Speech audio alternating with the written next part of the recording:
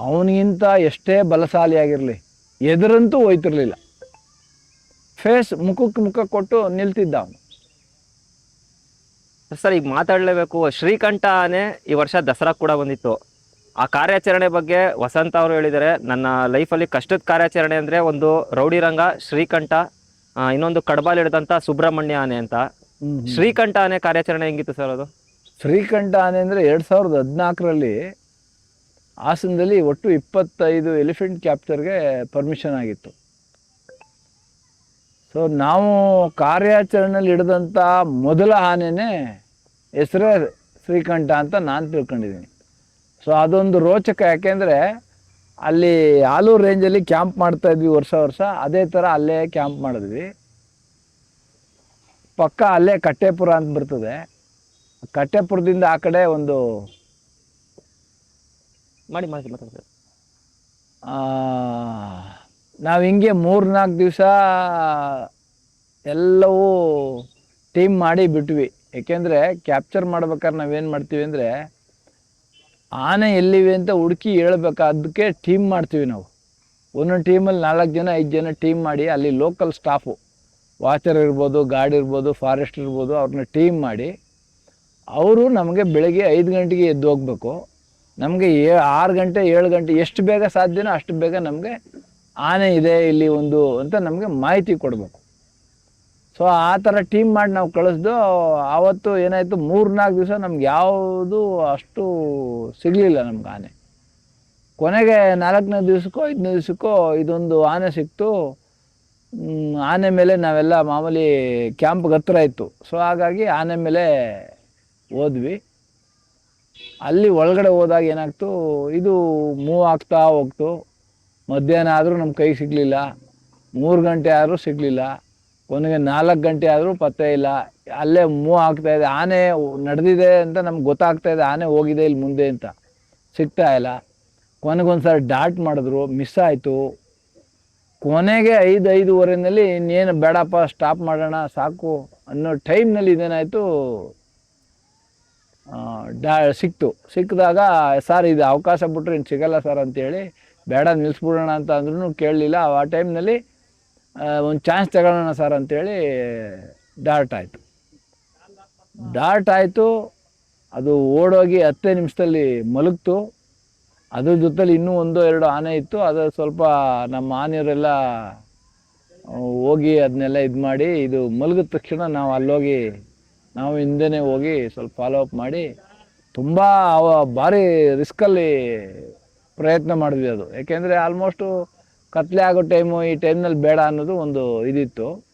ಕೊನೆ ಅಟೆಂಪ್ಟ್ ಮಾಡಿ ನಾವೇನು ಸಕ್ಸಸ್ ಆದ್ವಿ. ಅದು ಒಂದು ಕಡೆ ಮಲಗಿದಾಗ ಹಿಂಗೆ ನಮ್ಮ ಆನೆಗಳನ್ನೆಲ್ಲ ಕರೆಸಿ ಕಾಲ್ಗಗ್ಗ ಕತ್ತುಗಗ್ಗ ಹಾಕಿದ್ವಿ. ಕತ್ತುಗಗ್ಗ ಹಾಕಿದ್ದೀವಿ. ಕೆಳಗಡೆ ಒಂದು ಮರದ ರೆಂಬೆ ತಗ್ಲಾಕೊಂಡಿದೆ, ನಾವು ನೋಡಿಲ್ಲ. ಕತ್ನಾಗದ ಒಳಗಡೆ ಸೇರ್ಕೊಬಿಟ್ಟಿದೆ. ಹಗ್ಗ ಎಲ್ಲ ಟೈಟ್ ಮಾಡಿದ್ದೀವಿ. ಕೊನೆಗೆ ನಾನು ಅದನ್ನು ಮೇಲ್ಗೆ ರಿವೈವ್ ಅಂತ ಕರಿತೀವಿ, ಅದನ್ನು ಇಂಜೆಕ್ಷನ್ ಕೊಟ್ಟು ಮೇಲಕ್ಕೆ ಕೇಳಲಿಕ್ಕೆ ಎಲ್ಲ ವ್ಯವಸ್ಥೆ ಆಯಿತು. ಅದು ಮೇಲಕ್ಕೆ ಕೇಳ್ತು. ಕತ್ನಗ್ಗ ಎಲ್ಲ ಹಾಕಿದೆ, ಕಾಲ್ನಗ್ಗ ಹಾಕಿದೆ. ಕತ್ನಗ್ಗ ಗಜೇಂದ್ರ ಆನೆಗೇನೋ ಕಟ್ಟಿದ್ದೀವಿ ನಾವು ಆವಾಗ, ಅದು ನೆನಪಿದೆ ನನಗೆ. ಹಿಂದ್ಗಡೆ 2 ಆನೆಗೆ ಹರ್ಷ ಆನೆಗೋ ಮತ್ತು ವಿಕ್ರಮ ಆನೆಗೋ ಏನೋ ಕಟ್ಟಿದ್ವಿ. ಇನ್ನು ಕತ್ನಾಗ 2 ಹಗ್ಗ ಹಾಕಿದ್ವು ಅಥವಾ 1 ಹಗ್ಗ ಹಾಕಿದ್ವು ನನಗೆ ನೆನಪಾಗ್ತಾ ಇಲ್ಲ. ಯಾಕೆಂದರೆ ಇದು ದೊಡ್ಡ ಆನೆ ಇತ್ತು ಆವಾಗಲೇ, ಸ್ವಲ್ಪ ದೊಡ್ಡದಾಗಿತ್ತು. ಎದ್ದ ತಕ್ಷಣ ನೋಡ್ತೀವಿ ಹಗ್ಗದ ಜೊತೆ ಒಂದು ಮರದ ರೆಂಬೆನೂ ಸೇರ್ಕೊಂಬಿಟ್ಟಿದೆ. ಅದೇ ದೃಶ್ಯನೇ ಅಲ್ಲಿ ಶ್ರೀ ಗಂಧದ ಗುಡಿ ಪುನೀತ್ ರಾಜ್ಕುಮಾರ್ ಅವ್ರದ್ದು ಫಿಲಮ್ ಇರ್ತಕ್ಕಂಥ ಕ್ಲಿಪ್ ಅದು. ಅವರು ವಿಡಿಯೋನ ಜಸ್ಟ್ ಎಲಿಫೆಂಟ್ ಕ್ಯಾಪ್ಚರ್ ಹೆಂಗೆ ಮಾಡ್ತಾರೆ ಅಂತ ನೋಡಿ ಓಪನ್ ಮಾಡ್ತಾರೆ.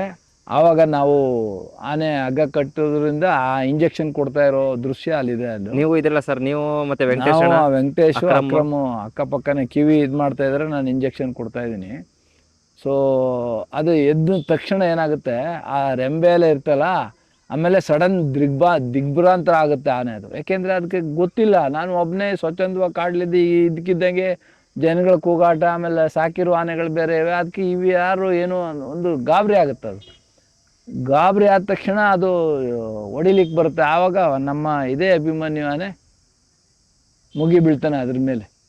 ಬಿದ್ದು ಇದು ಮಾಡಿದ್ಮೇಲೆ ಕೊನೆಗೆ ಸುಮಾರು ಎಲ್ಲ ಕ್ಲಿಯರ್ ಮಾಡಿಸಿ ನಾವು ಅದನ್ನು ಎಳ್ಕೊಂಬರ್ಬೇಕಾದ್ರೂ ಸುಮಾರು ಶ್ರಮ ಆಗುತ್ತೆ. ಯಾಕೆಂದರೆ ಆ ಕಡೆ ಈ ಕಡೆ ಎಲ್ಲ ಮರ ಗಿಡಗಳು ಬೆಳ್ಕೊಂಡಿರ್ತವೆ, ಎಲ್ಲಂದ್ರೆ ಅಲ್ಲಿ ನುಗ್ತಾನೆ. ಸೊ ಅವನ್ನೆಲ್ಲ ಸರಿಪಡಿಸ್ಕೊಂಡು, ಯಾಕೆಂದ್ರೆ ಕಾಲ್ನಗ್ಗ ಇದೊಂದು ಕಡೆ ಎಳೀತದೆ ಅದೊಂದು ಕಡೆ ಎಳೀತದೆ, ನಾವೆಲ್ಲ ಸರಿ ಮಾಡಿ ಬ್ಯಾಲೆನ್ಸ್ ಮಾಡಿ ಒಂದು ರೂಟಲ್ಲಿ ತಗೊಂಡು ಹೋಗ್ಬೇಕು ಅದು. ಸೊ ಅದನ್ನು ವ್ಯವಸ್ಥೆ ಮಾಡಿ ಹೆಚ್ಚು ಕಮ್ಮಿ, ಯಾಕೆಂದರೆ ಕ್ಯಾಂಪ್ಗೆ 3 ಕಿಲೋಮೀಟ್ರ್ 4 ಕಿಲೋಮೀಟ್ರು ಹತ್ತಿರದಲ್ಲೇ ಇದ್ದು. ಹಾಗಾಗಿ ಅಲ್ಲೆಲ್ಲೂ ಕಟ್ಟೋದು ಬೇಡ, ಒಂದೇ ಸಾರಿ ಕ್ಯಾಂಪಿಗೆ ಶಿಫ್ಟ್ ಮಾಡೋಣ ಅಂತೇಳಿ ಕರ್ಕೊಂಡು ಹೋದ್ರು. ನಾವು ಕಟ್ಟಿ ಎಲ್ಲ ಏಳಿಸಿ ಇದಾಗೋತ್ತಿಗೆ ಸಾಯಂಕಾಲ 7:30-8 ಗಂಟೆ ಟೈಮು. ಕೊನೆಗೆ ಅವಾಗೆಲ್ಲ ಸದ್ಯ ಮೊಬೈಲು ಸ್ವಲ್ಪ ಇದ್ದು, ಅಷ್ಟೊಂದು ಈಗಿನಷ್ಟು ಇದಿಲ್ಲದೆ ಇದ್ರೂ ಕೂಡ ಮಿನಿಮಮ್ ಲೈಟ್ ಬೆಳಕು ಎಲ್ಲ ಸಿಗುವಂಥದ್ದು. ಆಮೇಲೆ ಟಾರ್ಚ್ ಗಿರ್ಚೆಲ್ಲ ನಮ್ಮ ಫಾರೆಸ್ಟ್ನವರೆಲ್ಲ ಇಟ್ಕೊಂಡಿದ್ರಲ್ಲ, ಇದ್ರ ಮೇಲೆ ಆಲ್ಮೋಸ್ಟು ಹೊಳೆ ಪಕ್ಕಕ್ಕೆ ತಂದ್ವಿ ಕಾಡು ಒಳಗಡೆಯಿಂದ. ಅಲ್ಲಿಂದ ಬೈಲು ಸಿಕ್ತು. ಸೊ ನಿಧಾನಕ್ಕೆ ಡ್ರ್ಯಾಗ್ ಮಾಡ್ಕೊಂಡು ತಗೊಂಡು ಹೋದ್ವಿ. ಅಲ್ಲಿ ಒಂದು ಹಳ್ಳವನ್ನು ದಾಟಬೇಕಿತ್ತು. ಅಲ್ಲಿ ಬೇಸಿಗೆ ಅಲ್ವಾ, ನೀರು ಕಡಿಮೆ ಇತ್ತು.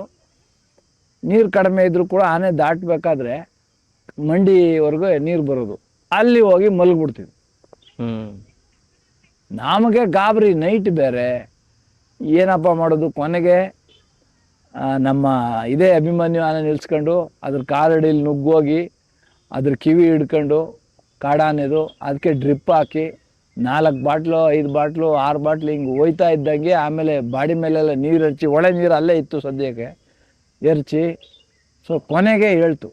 ಆಮೇಲೆ ಒಂದು ಅರ್ಧ ಗಂಟೆ 1 ಅವರ್ ಸ್ವಲ್ಪ ಆದಷ್ಟು ಅದನ್ನ ನಿಧಾನ ಮಾಡಿ ನಿಧಾನಕ್ಕೆ ನಡ್ಸ್ಕೊಂಡು ಹೊಳೆ ದಾಟಿ ಆಲ್ಮೋಸ್ಟು ರಾತ್ರಿ 1 ಗಂಟೆನೋ 12 ಗಂಟೆನೋ ಅದು ಮೋಸ್ಟ್ಲಿ ಅದನ್ನೆಲ್ಲ ತಗೊಂಡು ಬಂದು ಒಂದು ಮರಕ್ಕೆ ನಾವು ಕಟ್ಟಿದಾಗ.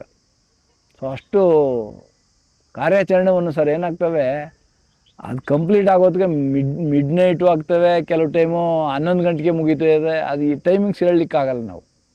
ಸೊ ಒಟ್ಟಿನಲ್ಲಿ ಆ ಕಾರ್ಯಾಚರಣೆ ಮಾತ್ರ ಅದೊಂದು ಮುಗೀತು. ಅದಾದಮೇಲೆ ಇನ್ನೊಂದು ಕುರುಡಾನೆ, ಒಂದು ಬ್ಲೈಂಡ್ ಆನೆ,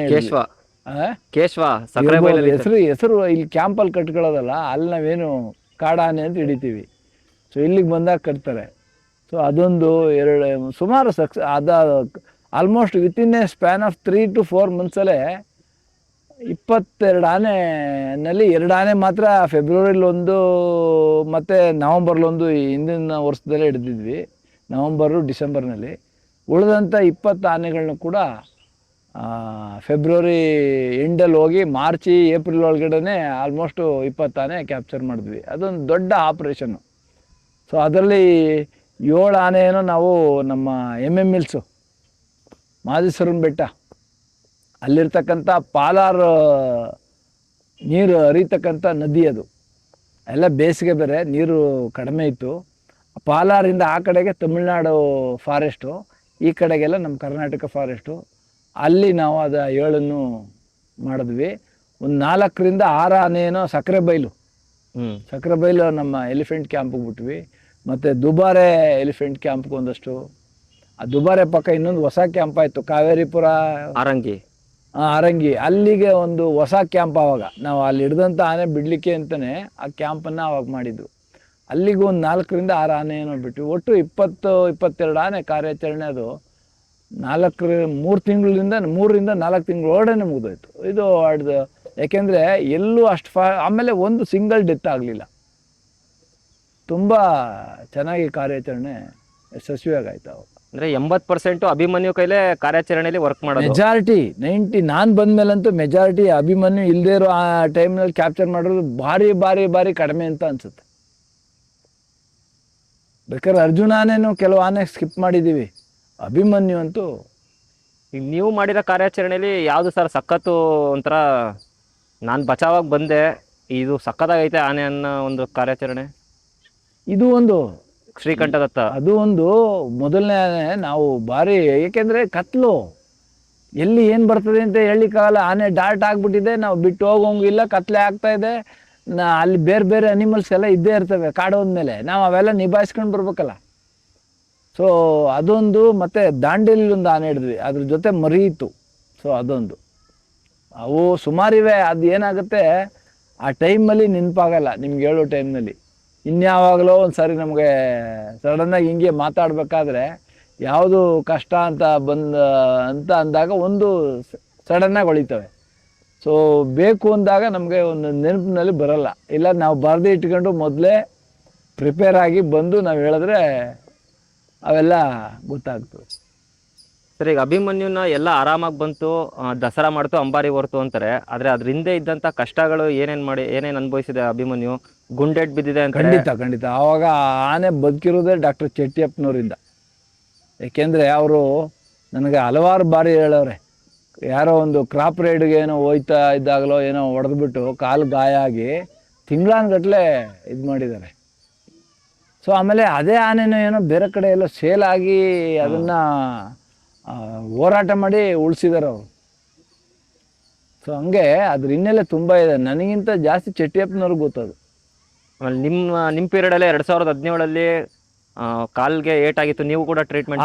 ಅದು ಬೇಡ, ಸಣ್ಣ ಪುಟ್ಟ ಅದು ಸಮಸ್ಯೆ ಇತ್ತು. ಅದಕ್ಕೆ ಫುಟ್ ಪ್ಯಾಡಲ್ಲಿ ಅದನ್ನ ಪ್ರತಿ ವರ್ಷ ನಾನು ಮಲಗಿಸ್ಬಿಟ್ಟು ಕಾಲೆಲ್ಲ ಚೆಕ್ ಮಾಡಿ ಮಾವತನಿಗೆ ನೋಡೋ ಸಣ್ಣ ಏನಿದ್ರು ಅಲ್ಲಿ ಯಾಕೆಂದ್ರೆ ನೀರು ತೊಳ್ಕೊಂಡು ಬಂದ ತಕ್ಷಣ ಅಲ್ಲೇ ಮಲಗಿಸ್ತಿದ್ದೆ, ಅಲ್ಲೇ ಹೋಗಿ ನೋಡ್ತಿದ್ವಿ. ಯಾಕೆಂದರೆ ಅದು ಆ ಗುಂಡೇಟನ್ನ ಇದೋ ಏನೋ ಗೊತ್ತಿಲ್ಲ ನಮಗೆ. ಒಟ್ಟಿನಲ್ಲಿ ಮೊದಲಿಂದನೂ ಅದಕ್ಕೆ ಫುಟ್ಟಲ್ಲಿ ಸ್ವಲ್ಪ ಪ್ರಾಬ್ಲಮ್ ಇತ್ತು. ಅದನ್ನ ಅಲ್ಲೇ ರೆಡಿ ಮಾಡ್ಕೊಳ್ತಿದ್ವಿ. ಅದಕ್ಕೆ ಬೇಕಾದಂಥ ಮೆಡಿಸಿನ್ನು ಮತ್ತೊಂದು ಒಳಗಡೆಗೆ ಹಾಕಿ ಸೊ ರೆಡಿ ಮಾಡ್ತಾಯಿದ್ವಿ. ಅಲ್ಲ, ದಸರಾಗಿಂತ ಮುಂಚೆ ಒಂದು ಕಾರ್ಯಾಚರಣೆಗೆ ಹೋಗಿರ್ತಲ್ಲ HD ಕೋಟೆ ಸೈಡು, ಅದು ಹಂದಿದು ಬಾಂಬ್ ಬಿಟ್ಟಿದ್ದು ಬ್ಲಾಸ್ಟ್ ಆಗಿ ಏಟಾಗಿರ್ತದಲ್ಲ ಸರ್, ಅದು ಅಭಿಮನ್ಯುಗೆ? ಅದು ಯಾವಾಗ ನನಗೆ ಅಷ್ಟು ಐಡಿಯಾ ಇಲ್ಲ. ಅದೇ ಟ್ರೀಟ್ಮೆಂಟ್ ನೀವೇ ಕೊಡ್ತೀರಾ ನೋಡಿ? ದಸರಾ ಟೈಮಲ್ಲೇ ಟ್ರೀಟ್ಮೆಂಟ್ ಕೊಡ್ತೀರಾ? ಬಟ್ ಕ್ಯಾಪ್ಚರ್ಗೆ ತಗೊಂಡೋಗಿರೋದು ನಾನಲ್ಲ, ಬೇರೆ ಯಾರೋ ತಗೊಂಡೋಗಿರೋ ಅನ್ಸುತ್ತೆ. ಇಲ್ಲಿಗೆ ಬಂದಾಗ ಅದಕ್ಕೆ ಟ್ರೀಟ್ಮೆಂಟ್ ಅಂತೂ ನಾವು ಮೆಜಾರಿಟಿ ಟೈಮ್ ಮಾಡಿದ್ದೀವಿ. ಅದು ಹಂದಿಗೆ ಇಟ್ಟಂತ ಬಾಂಬ್ಗೆ ಕಾಲಿಟ್ಟು ಅದೊಂದು ಕಾಲು ಗಾಯ ಆಗಿರುತ್ತೆ ನೋಡಿ. ಖಂಡಿತ ಆಗಿದೆ. ಅದು ನನಗೆ ಸರಿಯಾಗಿ ನೆನಪಾಗ್ತಾ ಇಲ್ಲ ಯಾವ ಇಯರ್ ಅಂತ.